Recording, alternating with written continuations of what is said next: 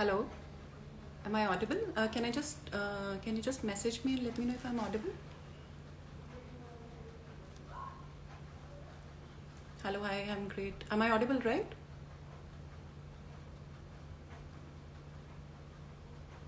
Okay, perfect. So we'll start the session in another 5-7 minutes. We're just waiting for Dr. Meena to join us. I'll start the session in another 2 minutes. I'll introduce Dr. Meena. Let's just wait for a few other people to join us and then we'll take it on.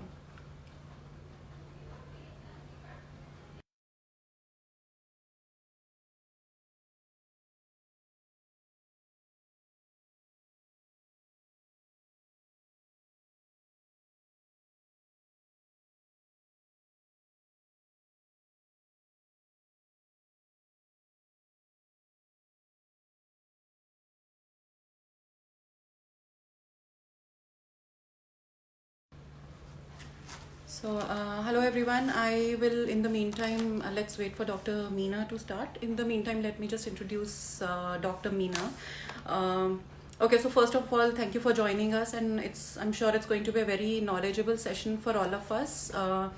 This topic is very much in sync with what we are trying to do at Svarasya also. So, the whole idea is at Svarasya, we are just trying to bring about that, that awareness that beauty is an inside out concept. It's a much deeper phenomena than what we experience on the outside. So we have defined 5 dimensions of Svarasya. I always talk about these dimensions first before we go ahead because it's a very new concept and we have some new members also joining us today. So I'll just quickly take you through what are the 5 dimensions that I'm talking about. So at Svarasya, since we look at beauty from the inside out perspective, the very first dimension that we talk about is nourish, which is all about foods, because we have many times came across this phrase that you are what you eat. So exactly, yes, you are what you eat, but then there is a lot behind it. So foods is what forms you. It forms your tissues, it forms how you look and feel completely. So there's a lot about foods that you can kind of change or incorporate in your daily routine, which can make whole lot of a difference to how you look and feel.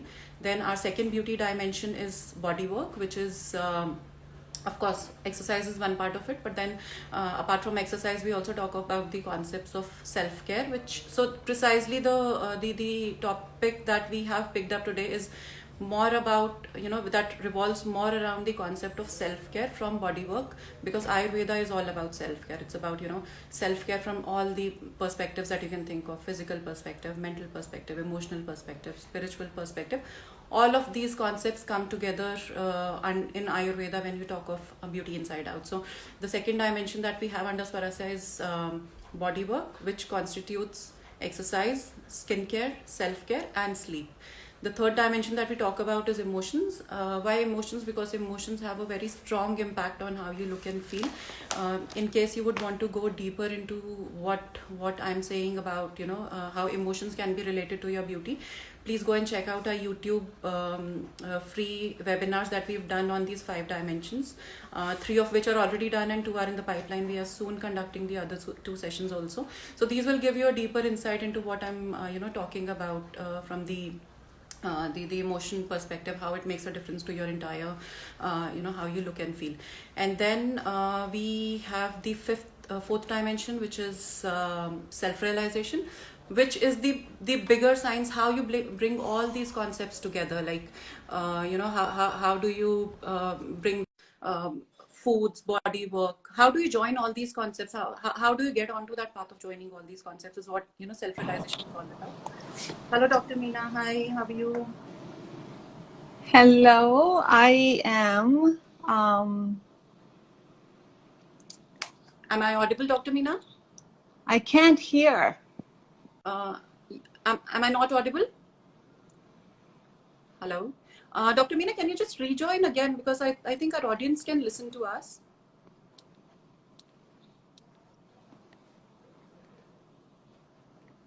You guys just give us a few seconds. Okay. Hi, can you hear me? I had a microphone. With the microphone, I can't hear you. Yeah, hi, Dr. Meena. Am I audible? Okay, yeah, you are audible. Okay, can you hear me? Yes, Can you yes, hear me yes, okay? we can. Okay, Yes, so I won't use a microphone. Perfect. Yeah, you can just call me Meena. Thank you so much. Okay, Meena. So how are you? I'm doing well. How are you? It's great to be connecting, all Yes, the of way from course. It's Canada been a to India.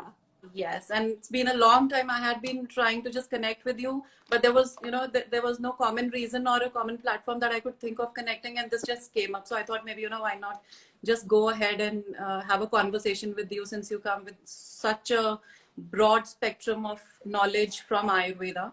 And so I was just, Thank you. kind of mentioning what we are doing under Svarasya and the our entire concept.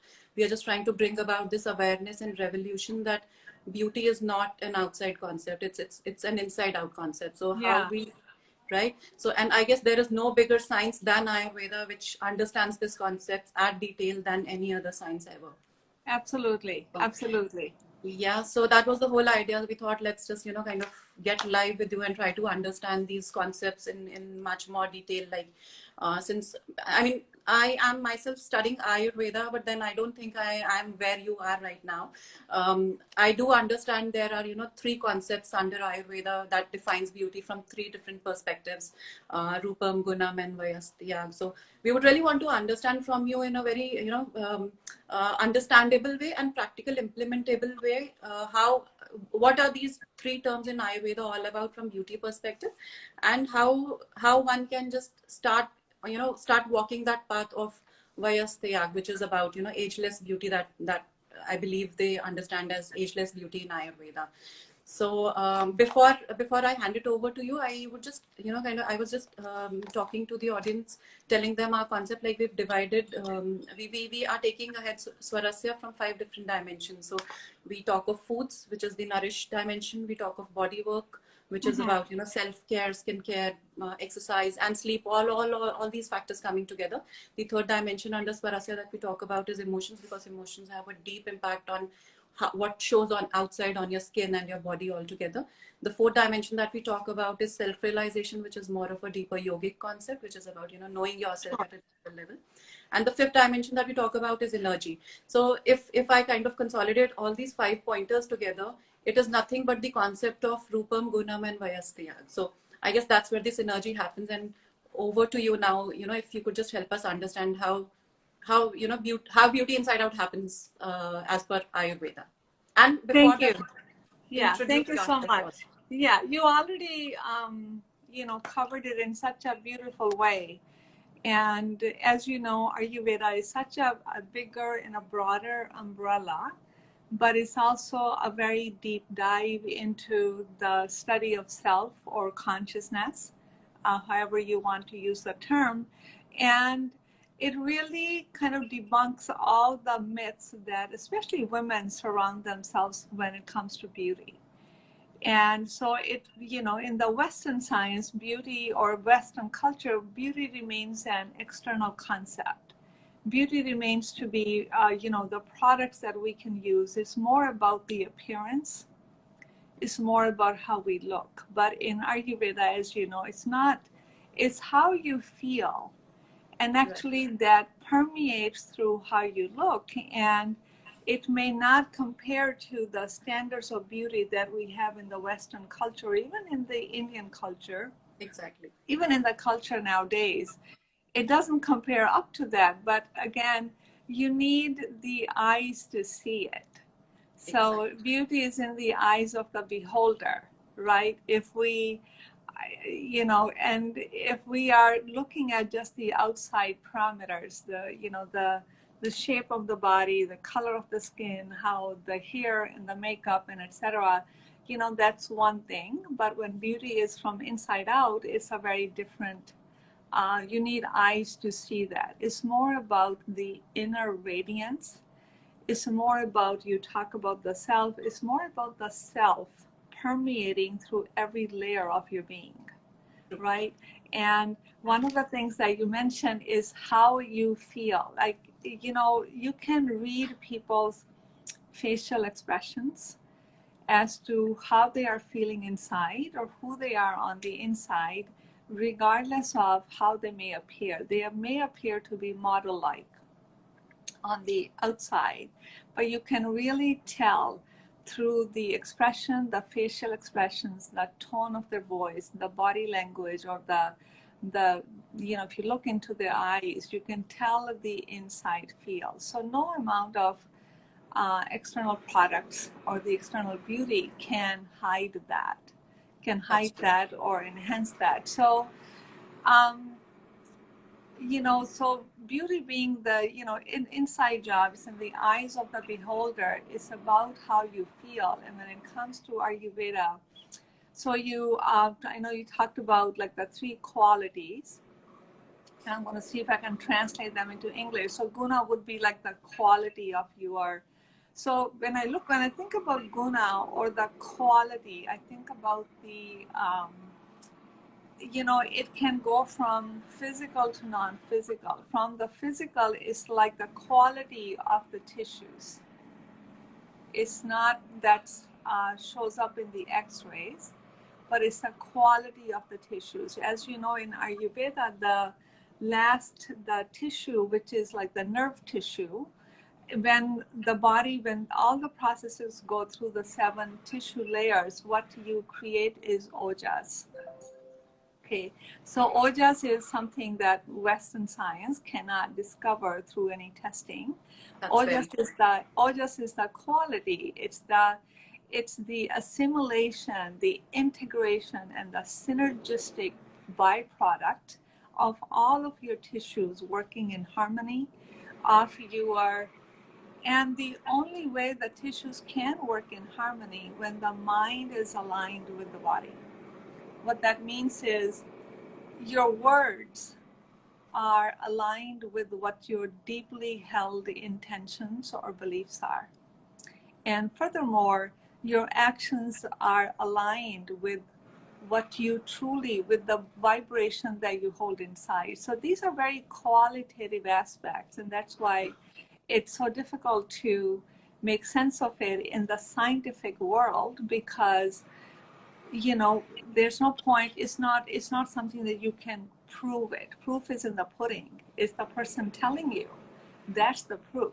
So these are very qualitative aspects. And in order for us to tune into those qualitative aspects, we have to cultivate our higher faculties, which are our intuitive ability, the ability to see, which are, our ability to sense energy, our ability to trust or tune into our own experiences so we can trust that what we are feeling or sensing is the real thing, that we're not making it up.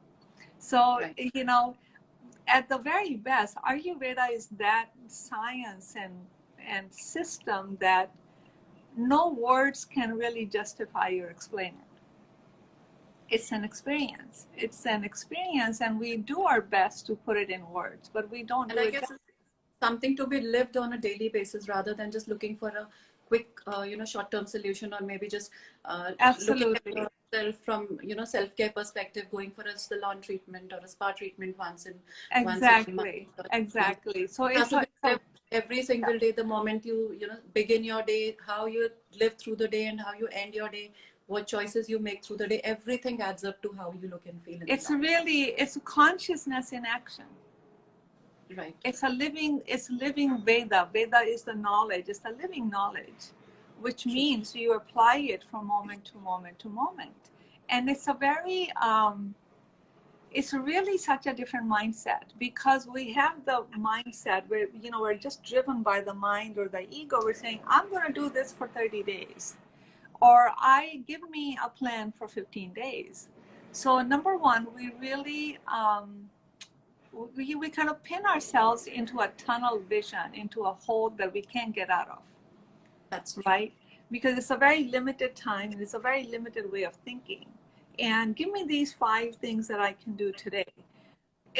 These things are helpful to get a jump start, but Ayurveda is not just to get a jump start. It's you shifting the mindset into expanding into this vast field, if you would, vast field of presence and awareness that's within each one of us. So it's consciousness in action, is being present from day to day to day. And you mentioned, sleep and diet. And with Ayurveda, there's just 4 areas that Ayurveda focuses on, because those are the areas, those are the deep root causes of almost every illness, right? Digestion is big one. It You know starts with that. the gut. It It, definitely it starts. starts with the gut, and the gut is the third brain. There's brain, and there's brain tissue in the heart. There's brain tissue in the gut. How you feel is how your gut feels. True. Okay, so anxiety and your emotions are so much related to the gut. So we cannot heal the gut without healing the emotions, right? And even when it comes to healing the emotions, the Western model would be talk therapy, right? Talk about your problems, and it's quite different and expansive when I it can comes just, to I'm sorry, you I'm know. just cutting down here, but I have very interesting share here, which is my own journey. I guess I can completely relate to what you're saying, but I would just want to go back when I was in my 20s, and that was the time I guess I've seen various ups and downs, and now where I've reached is where I can kind of understand how the gap gets bridged now. Like 20 years back, I used to be very, very high on anxiety, and my gut problems were like at its peak. And it was such a scenario where I could not make out that is it my gut problem or is it my mind problem which is troubling me, because the anxiety used to be at the mind level, and the digestive issues used to be at the gut level. Mm-hmm. And you would not believe, I did not leave any doctor just trying to get those scans done and to figure out what is there that lies deep within. And I remember, this sounds like a little funny also, but one of the doctors who did some ultrasound just told me that you have some gas, we can see some gas in your digestive area. And they showed me, like, it was some hazy kind of a picture, and I was like, okay. And I could not understand how can this little haze in the picture cause such a trouble, which is like, which was really out of control.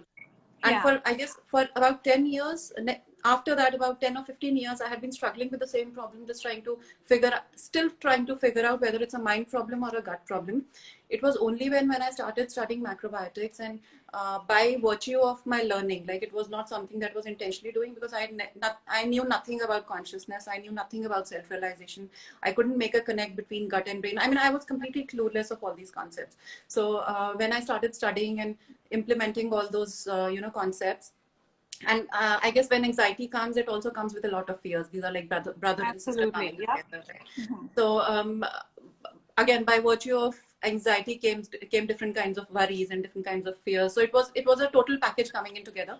And within 1 year of practicing macrobiotics, which was about understanding the food energy, which very closely resonates with how Ayurveda looks at foods, but the terminology is different, and the approach is different, but then the underlying concepts are the same. It's all about balance. Like in Ayurveda, we look at it, Vata, Pitta, and Kapha. In macrobiotics, we look at it things from yin and yang perspective. So somewhere you have to attain the central balance.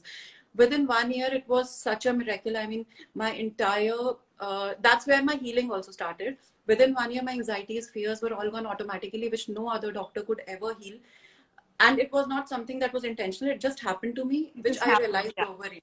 Yes. Mm-hmm. And that's where, when I got into Ayurveda yoga, then I got into yoga. That's where the sense of self-realization came, which was a very deep-rooted philosophy. Frankly, I'm still trying to understand the depths of it. But Mm-hmm. yes, there was a level of self-realization where I realized that, if you have to live life in a very happy way, which you call ageless. And when I say ageless, it's about everything. It's about how your body looks like, how your skin looks like, how you as a person are, how happy you are, what is your joyous quotient, everything. It's a package altogether.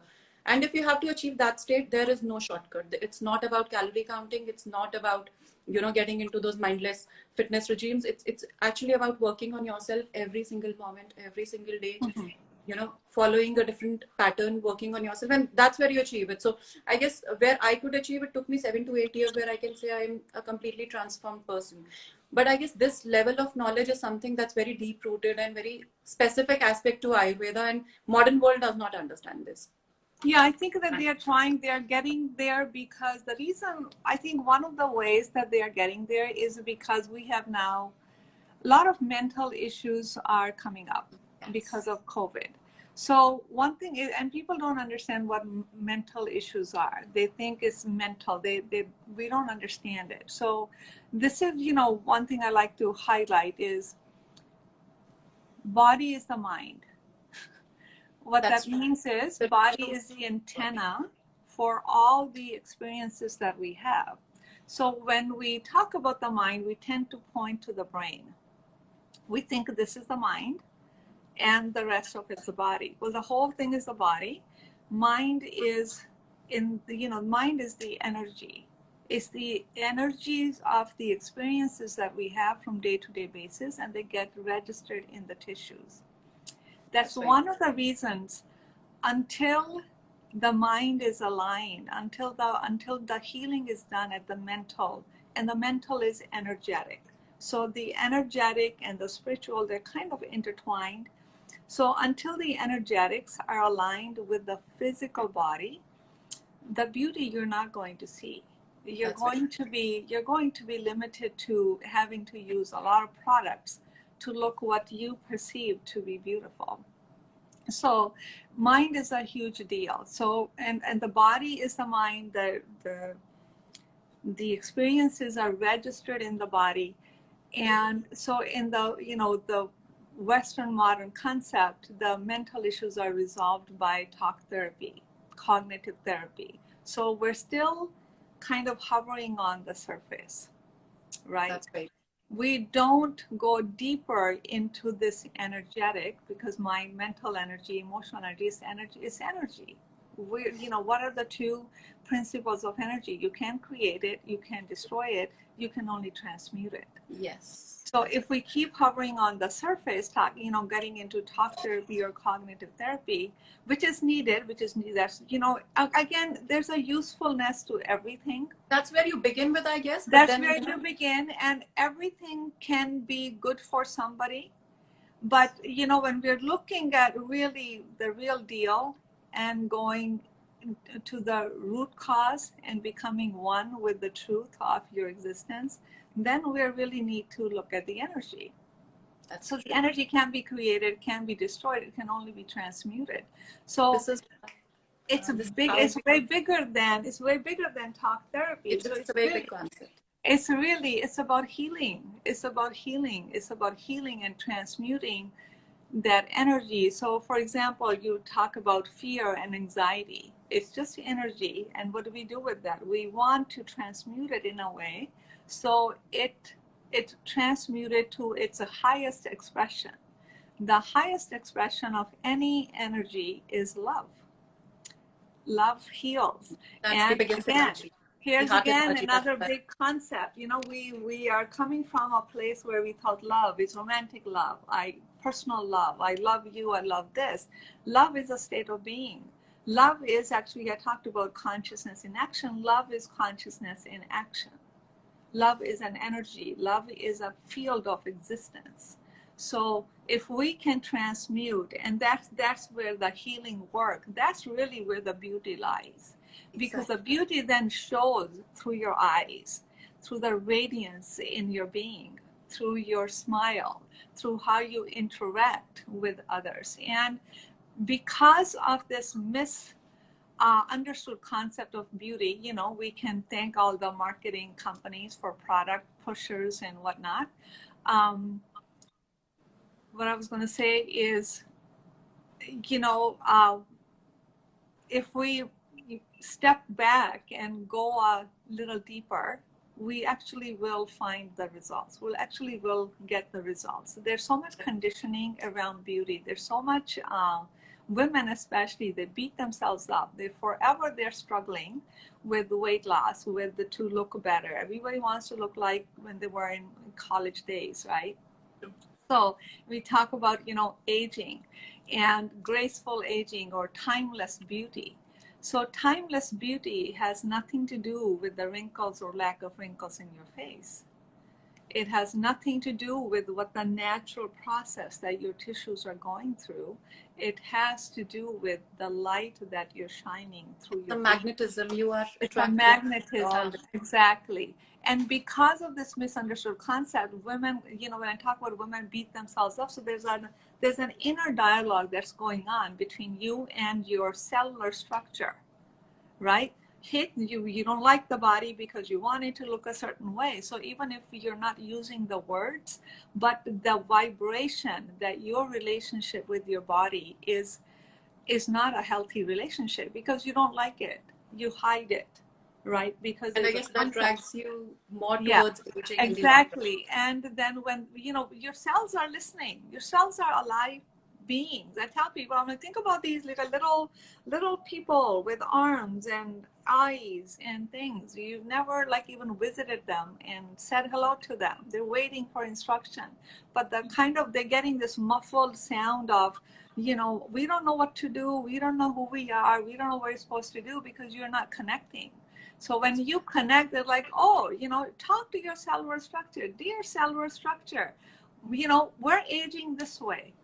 I'm not going to let my past diseases, predict how am I going to be in the future, what my health is going to be. So it's really, I think we're moving into time where we're learning what this being is, who we are, and how to be human, how to be in the human body, in the human planet, but connect with the higher being, the spiritual being that you are. I mean, it's a tricky thing. It's a tricky Very being tricky thing. human. Unless you get into it, you don't get a hang of what You don't spiritual. get a hang of it. So, there's so many of us that are just kind of lost because people are looking for answers, but they don't know where to find them. And this has to be there. You have to sense it. You have to sense it that, oh, this is what I need to do. And when I do my work, if I have a mentor or a project or a program that I need to do, I sense it, I follow it, right? Instead of having a rigid mindset thinking, oh, 9 o'clock, I got to finish this by 10 o'clock. I have to put this out. It just doesn't work because I just come in my own way. But if we step out of the way, there's actually beauty already is here. True. Every single person has that innate beauty. We got to let go of the external beauty. It's all within you, exactly. Yeah, the external beauty will follow. When you come across people, what do you remember the most? You remember how they made you feel. You remember their personality. You forget what the heck they were wearing or what they looked like. Because their personality was beautiful, you thought of them as a beautiful person. So how you complete the entire statement is it's not just about look good and feel good is all one. It's all one. Yeah, exactly. If you feel good, don't worry about looking good. You look good. Like, don't worry about what you automatically will look good, and exactly. and there's the whole science going at the back of it. There's hormones working to make you look and feel a certain way. So it's really about transmitting. It's really about transmitting that consciousness, that light that you are from this physical framework out. To me, that's beauty. And doing it knowing that you are beautiful. There's nothing, we don't need any makeup. There's nothing to make up for. Right?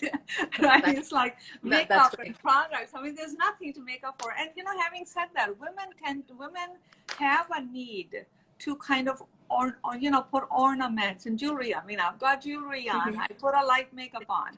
But how are you doing it? Which place are you pivoting from? Are you pivoting from like this place of lack? That see if I can cover up who I am, or are you pivoting from I want to see if I can beautify myself? It's kind of like the counterpart of consciousness, the feminine part of consciousness, which is called Prakriti. And that Prakriti needs to dress and clothe herself in a way it's exactly. So it's where your place. It's not that I have nothing against getting dressed up and makeup and all that. Go for it. But how are you obsessing over it, or are you just enhancing who you are? And are you always searching, thinking, what can I do? How can I look this way or that way? Or are you just totally confident and happy with how you're looking? And if you feel that confidence, if you feel the beauty within, body will age. We're not going to live here forever. The body will age, but graceful aging is not about that, oh my God, I've got like circles under my eyes, and or I'm going to have wrinkles. I have some wrinkles already. It's really about your relationship with it. Are you comfortable? Are you comfortable with this? Yeah. Is this And okay that's for where you? the aging also starts to get delayed Yeah. automatically. The Yeah. Is entire this chemistry okay? changes. And Is this okay for you? Can you love it? Can you be with it? It's your relationship with how the skin is, getting aged, and it's your relationship with it. It's how do you hold that aging process in your heart, in your awareness, in your consciousness. And so that's that, that. oh, I guess Dr. Meena just dropped out by mistake. Let's just wait for her to rejoin again. I would just request all of you, if you have any queries, you can just post us in the comment. We'll try taking the queries right now if Dr. Meena joins back again. Yes, she's joining.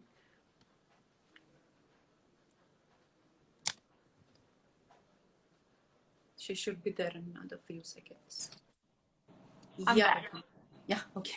So yeah. Okay. So Meena, I think we've talked about everything, and I just forgot to introduce you. So let me just talk few lines about you. Where do you come from? So Meena comes from the lineage of Ayurveda doctors and is the founder of Ayurveda Healing Center in Toronto, Canada. She is the author of bestseller Healing Your Relationship with Food. And of course, she's kind of taking us all through her vast 35 years of experience into Ayurveda. So, Amina, just tell me one thing. Like I guess so I had been looking forward to have your book also, which I soon will be having. But in the meantime, if you just help our audience understand, like if they ought to walk this path of ageless beauty, there has to be some starting point, right? And physical is always the starting point. It's the easiest starting point because that it's tangible. You can actually, you Exactly. can see some tangible results happening there. So what would you suggest from the foods perspective, from the body work perspective? I'll just take the example of the 5 dimensions that we're talking about.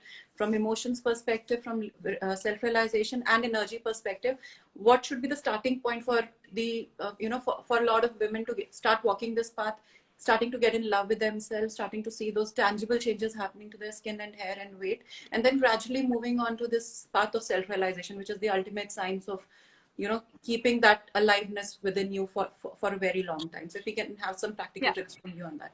Sure. So I think, the beauty of any kind of healing or self-care is you can begin anywhere, because no, it's kind of like a cycle. It's a cycle, yes. It's a cycle. You can begin anywhere, and that first step is going to take you to the next step. So where would you begin? So I really will begin with, where are you today?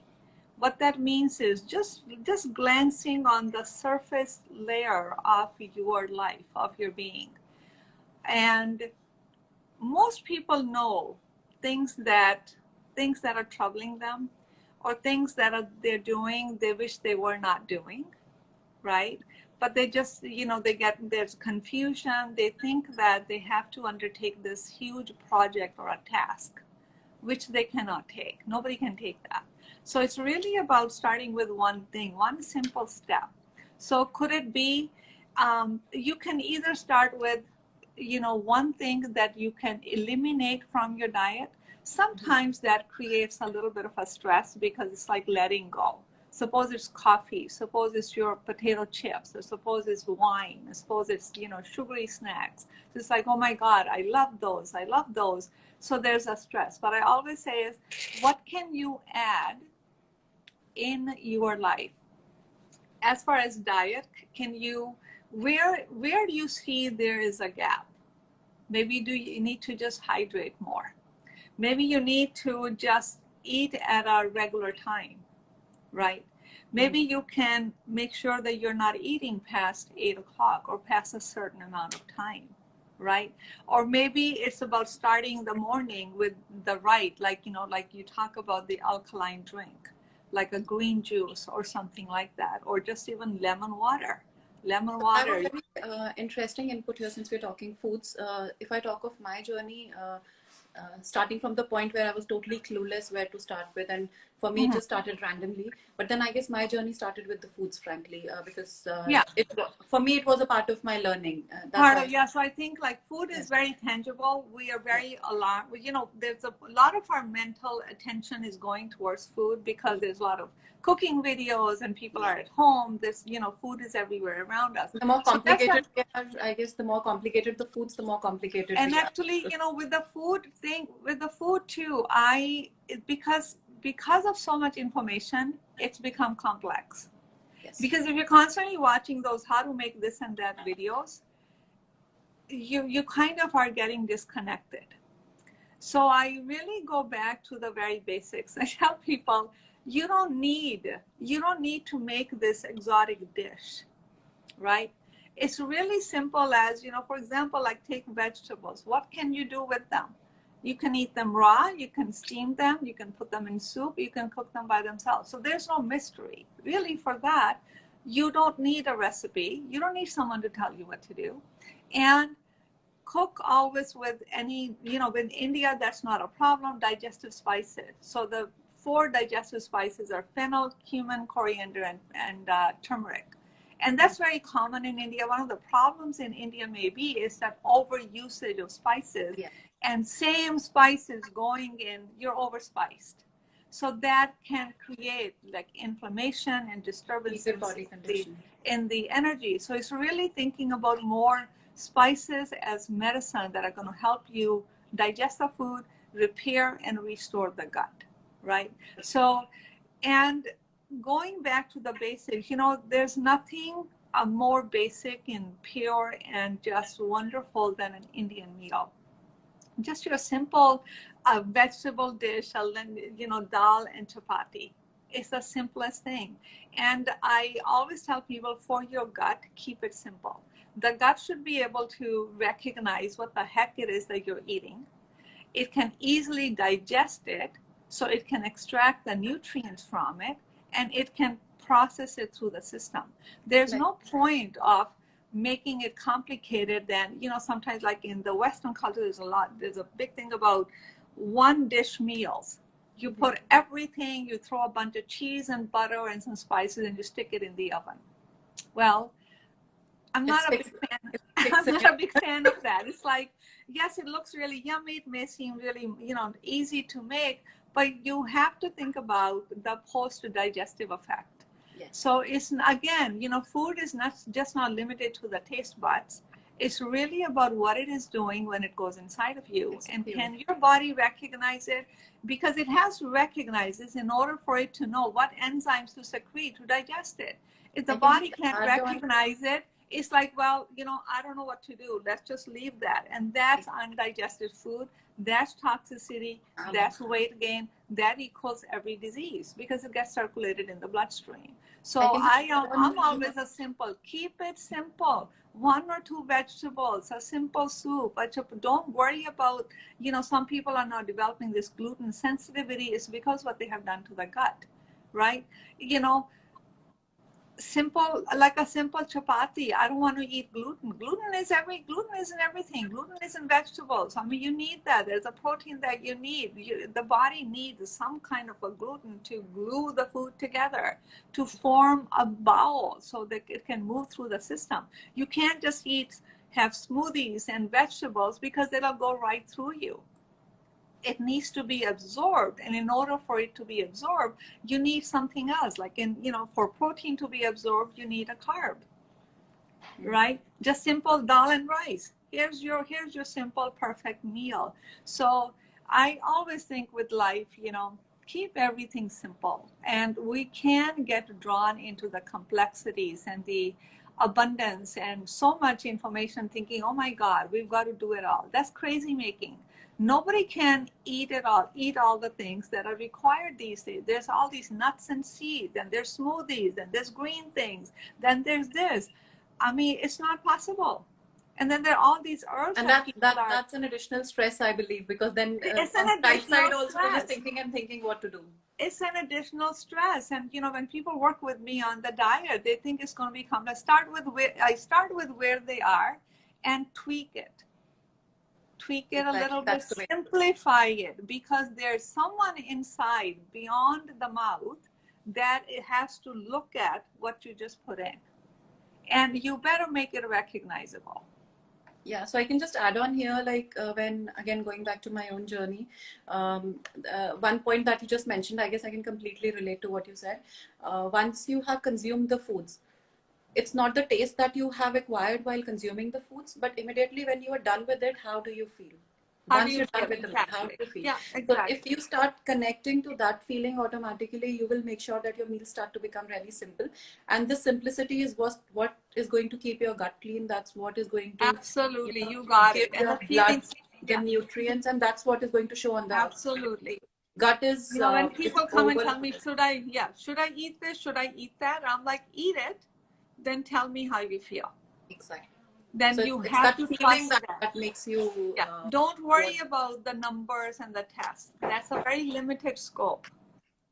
That's true. And a There's lot of something like beyond the numbers. specifically, I guess proteins is one category where the most obsession comes in from. Like, where the at the name of going plant-based, the very first question is, where do I get my proteins? And it takes me really hard time for me also to explain people protein. If you keep protein in mind, also keep uric acid in mind, also keep arthritis in mind, also keep heart diseases in mind, also keep kidney problems in mind. Because if you do not stop now, 10 or 15 years down the line, this is what is following up next. Yeah. And that's, actually the excessive protein creates a toxicity in the body. Yes. You know that, and you just mentioned all the illnesses that can come from it. And it's like the new buzzword, the diet has gone crazy. There's crazy. So many different kind of diets. I think, again, people are starting, it's almost like we keep finding so much on the external to drain our energy. It's just, it's never going to end. It's never ending. And I guess the latest experience that has been while working with a lot of clients also, there's a new category which is showing up as functional medicine, which is about just fixing, adding supplements to it, something like stitching in things. Exactly. And that's another thing of functional medicine. They somehow think they've cracked the code, but over time, even I have experienced, I've worked for 1.5 years with. Oh my gosh, yeah, I get patients. And it's crazy. It's like, I get never ending supplements getting in. Yeah, I get patients from functional functional medicine doctors. And maybe, I'm sorry. I know what you say. I have seen it's a problematic. And I'm like, I understand they've taken you up to a point, but now you're stuck again. Because it's all about, just stitching those cuts in between. Exactly. Adding keep taking the supplements, or something which is then it's limitations, and everything is dictated by the numbers. Yes. I'm like, and that long liveliness before factor is all gone. It's not there. Yeah, long before we could, the Ayurveda doctors, they just took your pulse. They saw you. They never had X-rays. They never took blood tests, because there was that higher power that they were cultivating. And now we have all the technology about your energy also, just transmitting out of you, that could give a very good sense of, what's going on inside. So the high, I guess the modern science, I don't know how much time will it take to reach there, but somewhere we are gravitating gradually. I think to start, there's a magic to one simple step. And for everyone, it's different. Everyone can decide for themselves, what is that one thing that I can do, say, this month? Either that one thing I can add that my diet needs or my lifestyle needs, or one thing that I can eliminate, whatever works for you. Only one thing. Work that in, play with it, and see how that makes you feel. Move on to the next month, and then you'll be encouraged and motivated to do, okay, well, that worked really well. It made me feel this way, made me feel that way. I'm going to do this, not do this. And the next month, you pick another thing, that simple thing that you can add to your life, whether it's, breathing for 2 minutes every morning. And that's going to change your day, right? Elimination works wonders. Exactly. And, so imagine if they did one thing each month. That's 12 things. 12 things. That's a year. Yes. Pretty much, many times when I tell people one thing, it works wonders because that one thing eliminates so many problems. So they think they're working on one thing, they're actually working on 10 things. So I'm like, if you invest like a year and you just keep living your life that way, there's not an end point like this, a 6-month plan or a year plan. You become more conscious. Is this working for me? Nobody knows more about you than that person. Then I guess that all the time. It's like you are your doctor. That You are intuition your own doctor. automatically starts to work Yeah. within you. It automatically happens. Yeah, and really is listening less, not accumulating information. We've become information junkies. Not accumulating information. The truth is, we already know. We already know. It's not about more information, more information. It's about I already know many things. Let me use them. Let me use that one thing. So instead of cluttering the mind with more stuff, which is again stress producing, rather than begin to use the knowledge that you already have, saying one thing, I'm going to put it in my practice. I'm going to apply it. I'm going to be like a scientist of my own life and see how that feels. And that's it. It's really about giving people, beauty is really about giving the people who come through us them their power back. True. It's here. This is what you can do. You have it within you. And my goal is I don't want to collect patients. I don't want to collect clients. Do you know what I mean? I want to help them and so they can get on with their life. So that's, empowered people, empowered women are beautiful women. You can't mess with them. Yes, there's a very interesting concept in yoga, which is about, I'm sure you must have heard of it, heart warriors. What is it called? It's called heart warriors.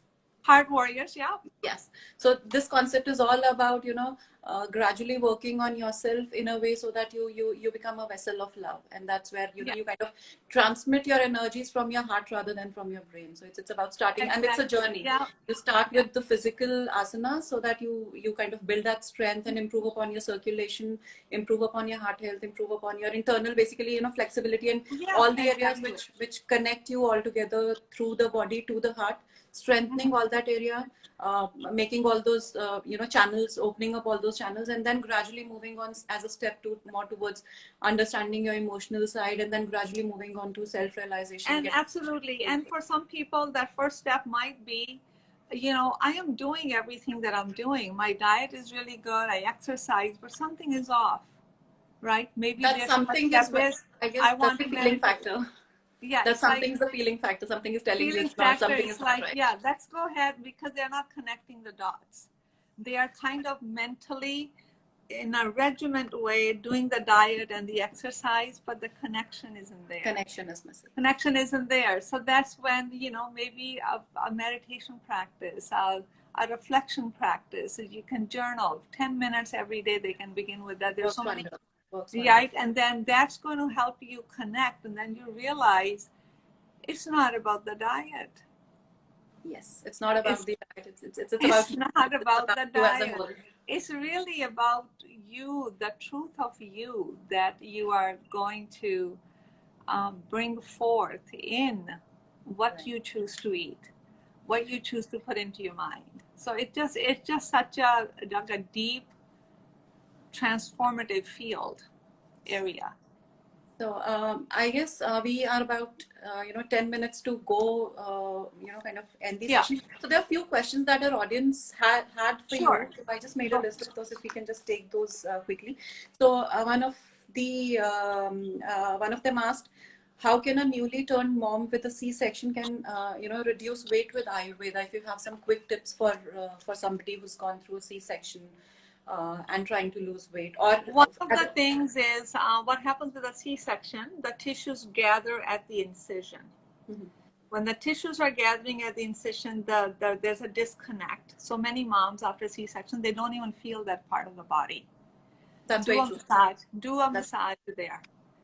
Like an warm oil massage around the C-section. You can move the hand in a circular movement, and also breathing. As you're breathing, you're connecting that part of the body that was cut to the entire body, to your nervous system. But is it okay to have a massage done after a C-section? Because yeah, well, how long? my time it was Once a C-section heals, once okay. a C-section About takes 3 about months or 8 so. to 10 weeks. When it takes about 8 to 10 weeks for it to heal, once it heals, and once it's healing, they really shouldn't even be thinking about, oh my God, how am I going to lose weight? Like, no, you need to heal. The focus needs to be on healing and you're also producing milk, you're nursing the baby, you're taking care of the baby. It's really about transforming into that new place. And the weight loss should not be the primary concern, because you'll be circling, you'll be trying to catch your tail, because there's enough to take care of the baby. There's enough to take care of your changing body.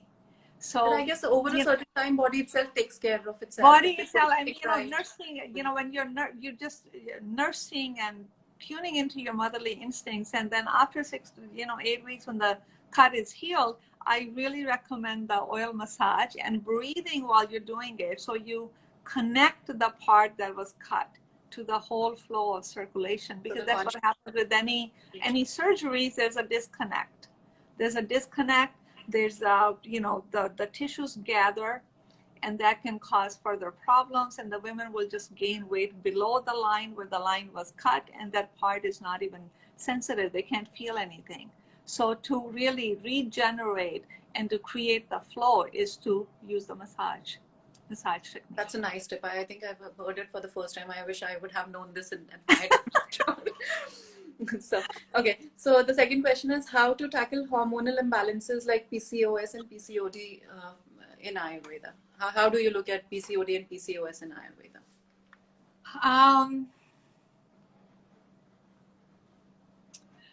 I tend to look at all the hormone balance. I tend to look at more qualitatively than quantitatively. Mm-hmm. And so I don't necessarily, go like work on those hormones or really address the hormones. I really look at the overall picture, the overall health of the person.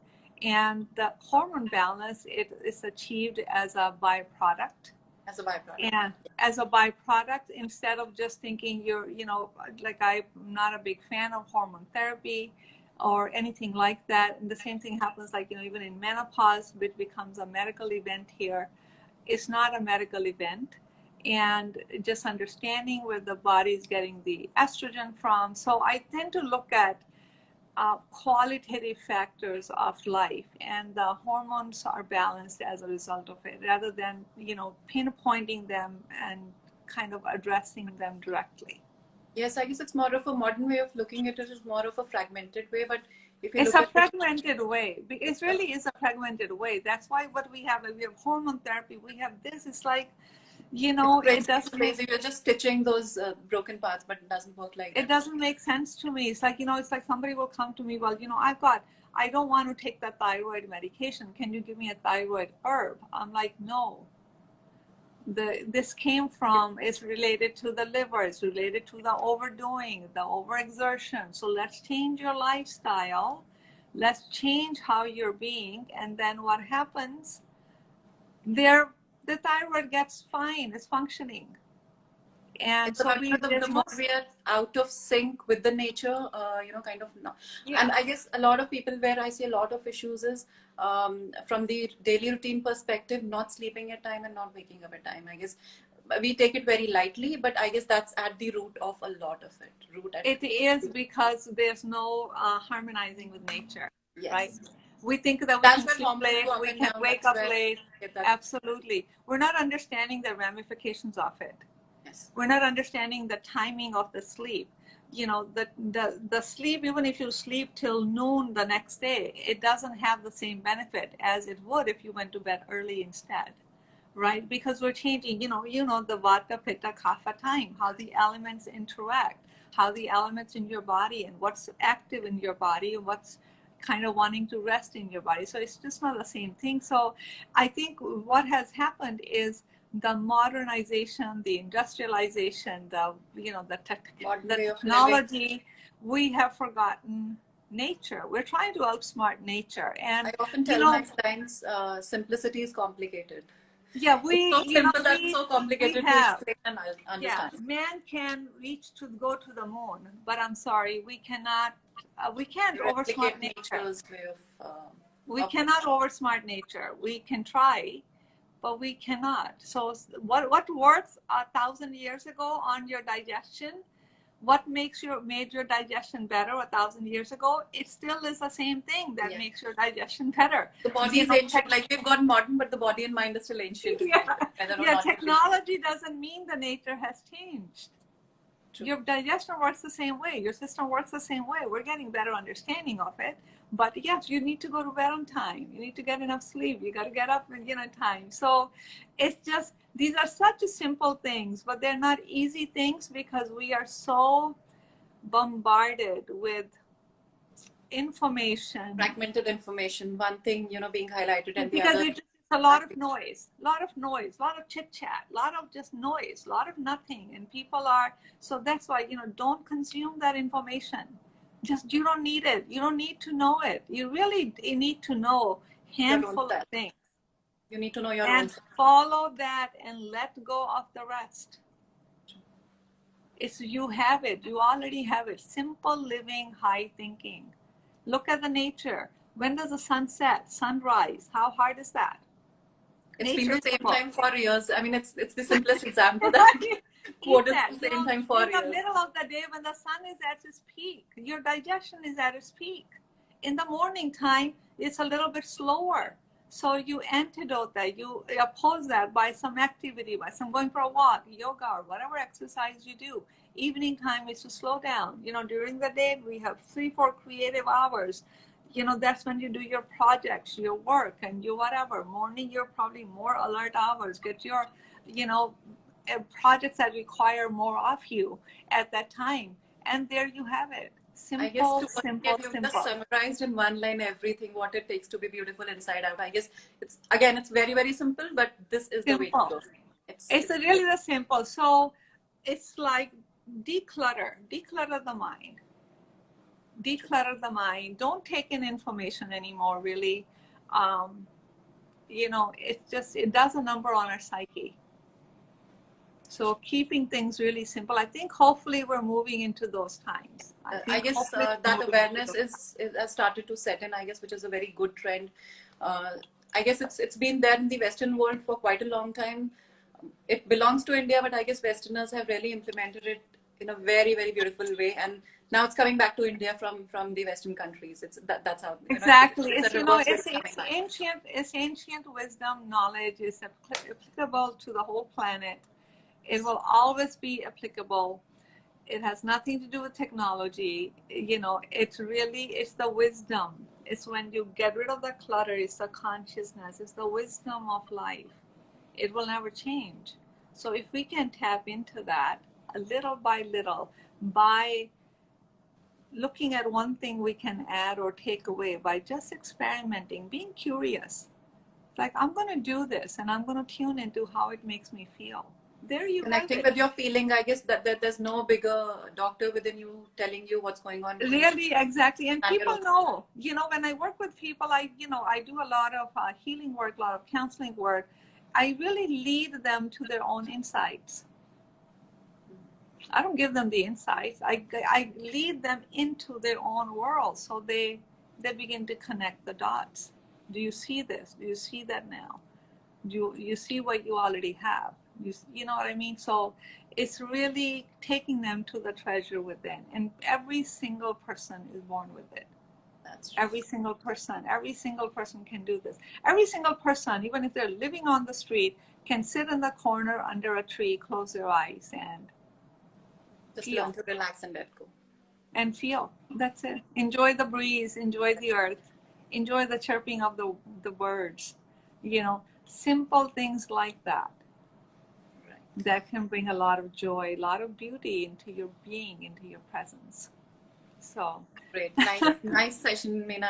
I guess it's a lot to take to, and I guess it all boils down to being simple, choosing simplicity over complicated things in the daily routine. Start bringing about those small little changes, one at a time, making it a habit, then moving on to the next one, and that's where a lot of things gradually start to change.